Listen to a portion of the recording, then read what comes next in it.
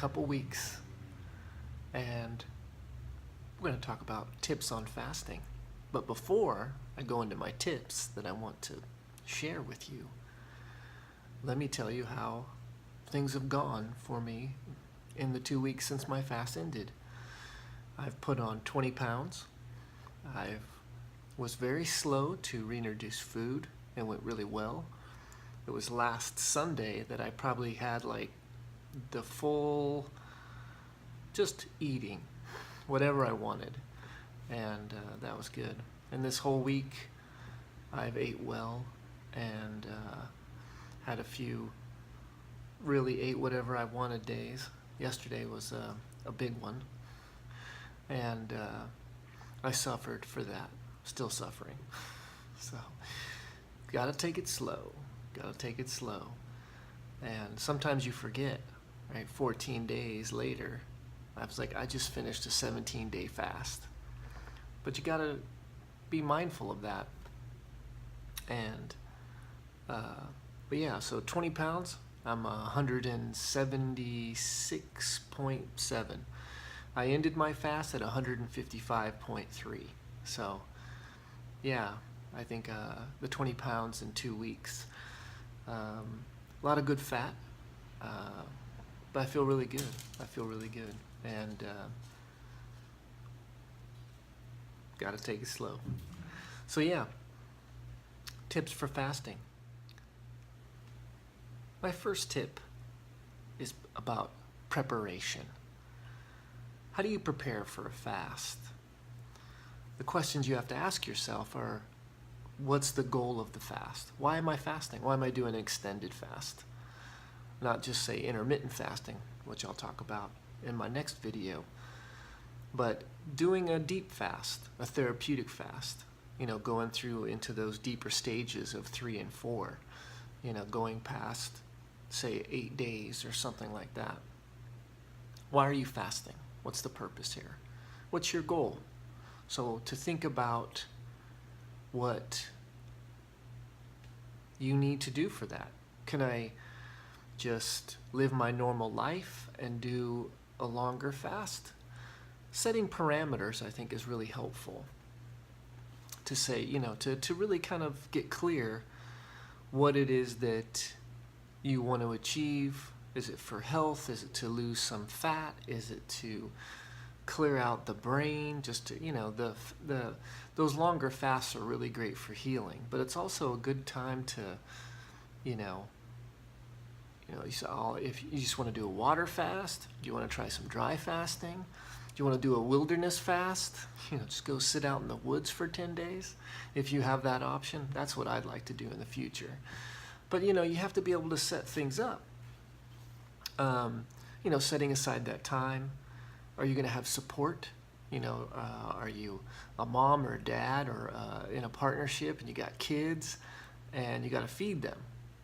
My first 10-day fast, I prepared that way. We got our kids all set up and made sure that they had everything they need. So, family events, are you fasting during the holidays? That's tough. And a lot of people will tell you, and I think this is very individual, is do you want to tell people about your fast? Because a lot of people don't understand fasting. My mother doesn't understand fasting, and she worries that I'm like hurting myself, and I'm not. From my research, I'm doing the best thing for a strong body and mind, and having a good sense of longevity with that. So this is a path to well-being through the proper introduction of, stress. So that's the key. So in fasting, you are adding stress, the right dosage, frequency, and duration. And that's where the individual part is saying, okay, well, if I'm an experienced faster, then you know what you're doing. It's still going to be unique, but you know what you're doing. If you're an inexperienced faster, err on the side of caution. When I did my first fasts, I was super cautious. Still am cautious, but I didn't exercise during my first fasts. or move very much, because I thought, well, you can't do that because you don't have any energy. But I knew I do. You do. You have the freezer stored in your body, as Dr. Funk says. So the nutrients that get dispensed through your body, they don't just disappear, right? They get stored, especially on a high carbohydrate diet. It gets stored as fat like crazy, right? Because you got to burn through the glucose first. So if you're eating tons of carbohydrates, it's gonna, whatever you don't burn out, is, let's say you eat 1,500, calories, mostly carbohydrates, and you only burn, say, 500. Well, there's 1,000 calories that is gonna just turn to fat and store into your body, and that's good to burn when you're fasting. And see, that's the downside when you don't, and you just keep eating the carbs, and you don't ever get to burn the fat, to get into the autophagy, right, where you're burning that fat out of your body and breaking those cells down. So, again, tip 1, preparation. Plan. Set a time. Say, if I'm a semi-experienced faster and I feel the need to fast, maybe want to get a little spiritual, you say, I'm going to do a 10-day fast, get my ducks in a row, not be working. So you're like, instead of going to Vegas, you're going to do a 10-day water fast. Fantastic. Or you say, well, no, maybe I'll do something different and not do, I'll still have tea or coffee, or, set parameters and see and experiment. This whole let's be pure and just do this, and this is a fast. Well, it's not a fast if you're, eating, or drinking smoothies, because you're pouring calories into your body. Coffee has very little, and calories, it's like 5 for, say, a 12-ounce cup of coffee, but there's nothing to it that's going to create the insulin spike, which is the glucose that's going to then stop autophagy, right? Kick you out of ketosis too, because when you're in ketosis, you're burning the fat that you want. So that's that on that one. What kind of fast do you want to do? Water fasting, all sorts of different. And that's, and then getting it set, and you go from there. Another thing, so my next tip would be, well, what do you do with your time, right? So you're there like, okay, I'm going to do a 10-day water fast. What do I do? Sit and binge watch hours and hours of TV shows?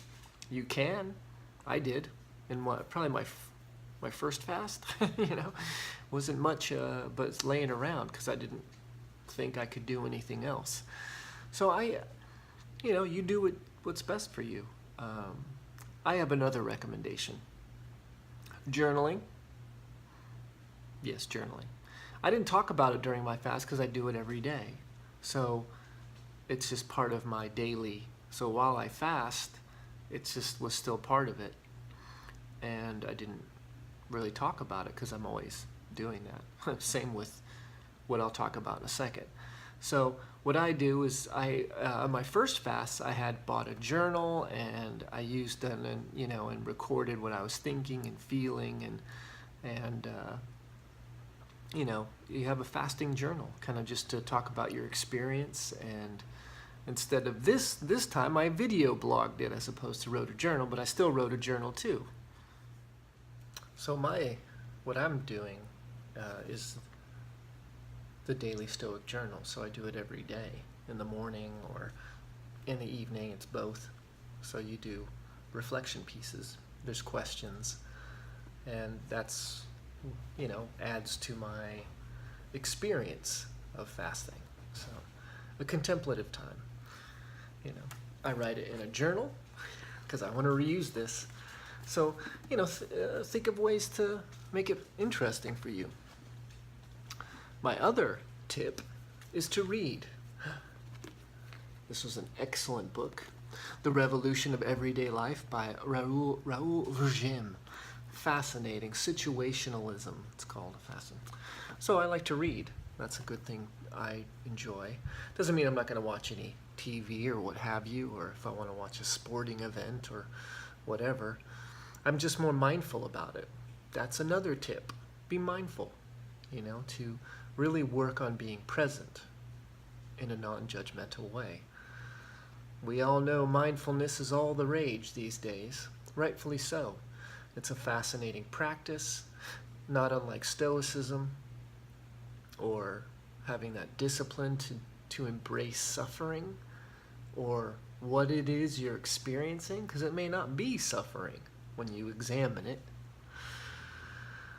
So, yeah, what is mindfulness? Well, meditation, my next tip, is really helpful there. Meditating using an app. I love Headspace. I've been doing Headspace for years, and they've got a lot of money out of me. But it's excellent, and I really enjoy it. Particularly the creativity pack. It's fascinating. And so meditation helps ground us in the present, right? Using the breath, these techniques, there are many techniques, and then spending time with them. You know, you're not feeling well, or you're hungry, or, you know, you're in day 2 or day 3 and your carbs are burning out of your body.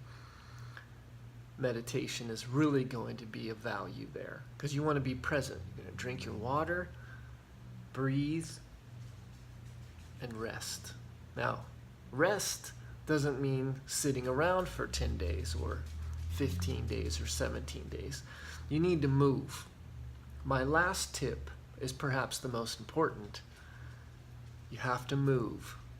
Now, does that mean you got to work out? You're like, I don't know, I got health condition. No, it doesn't mean you got to be in the gym, you know, pumping iron or running on a cardio machine or doing MMA, which again, those are all great things. And if you're ready to do that, like I did, I didn't go to a gym because I don't go to a gym, but I worked out quite intensely through a chunk of my fast, and then I had a recovery week. And in my recovery week, I did a lot of yoga as I started to refeed myself and stuff like that. So movement, whether it's getting into a squat or hanging or doing some stretching, movement, right? Getting down, moving your body, moving your shoulders, you know, just movement. It doesn't have to be yoga, but whatever, move, you know. Don't just be sedentary for however long your fast is. You need to move because you'll get tight or you'll get, you know, there's the stress, right? The stress is already on your body from the fast. So movement helps, as does exercise. But movement and exercise aren't the same thing, of course. So, yeah, I think those are some basic tips. You know, you probably won't get very good sleep. You might, you know. Give yourself time, you know, to see what this experience is. And it may not be as much suffering. And it could be. But that's your subjective experience. So, deep fast, you know, you do those basic things. You can, you know, spend time with your loved ones, of course, and enjoy that time. You know, that's where you want to be supported, but you can also be supportive. Doesn't mean you're incapacitated. You just move much slower.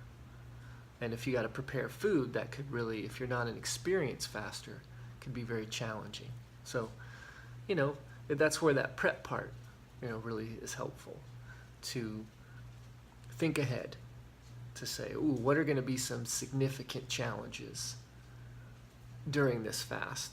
And if you have to break the fast, and this is my very last tip, do it again, like I talked about in the previous video, very carefully, slowly. Now, if you did a 2-day fast and you broke your fast, you don't have to be very careful because you still have calories in, you know, in your stomach. You're still burning, you know, the stuff out. But let's say you're 7 days into a fast and you, for whatever reason, you have to break it. Again, that very slowly water-based fruit, you know, so not heavy.